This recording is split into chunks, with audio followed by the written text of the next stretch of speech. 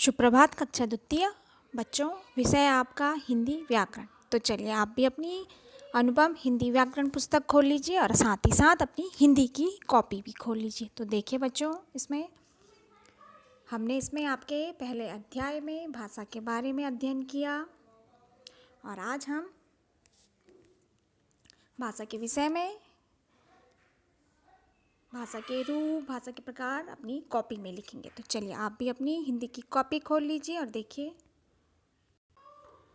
आप भी सबसे पहले आज की दिनांक डाल दीजिए अपनी कॉपी में 16 अप्रैल, फिर अध्याय संख्या और अध्याय का नाम।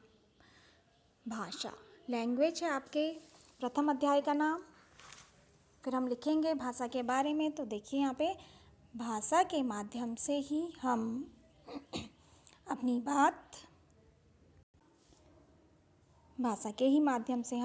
बात दूसरों तक पहुंचा सकते हैं और दूसरों के मन की बात समझ सकते हैं ना भाषा के माध्यम से ही। और फिर है भाषा का प्रयोग। तो हमने इसमें जाना कि भाषा का प्रयोग हम कितने प्रकार से करते हैं। भाषा का प्रयोग हम 4 प्रकार से करते हैं।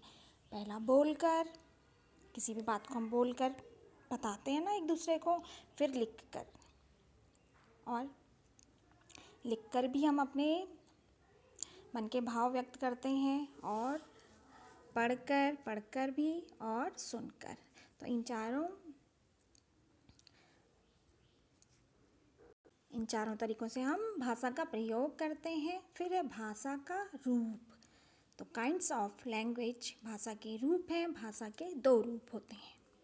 भाषा के रूप जिसमें है मौखिक और लिखित।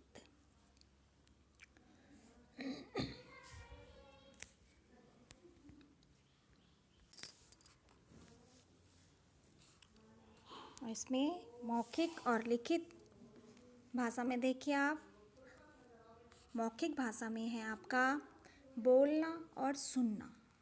किसी भी बात को बोलकर, सुनकर हम अपने भावों को और औरों के भावों को समझते हैं।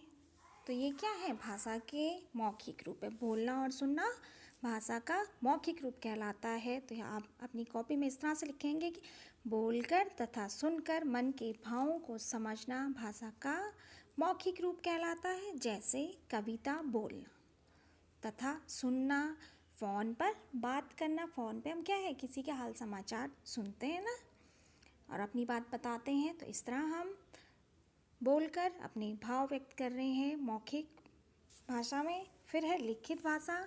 लिखकर और पढ़कर मन के भावों को समझना भाषा का लिखित रूप कहलाता है। जैसे पत्र लिखना, अखबार पढ़ना, पुस्तक पढ़ना, ये सब क्या है, भाषा के लिखित रूप हैं।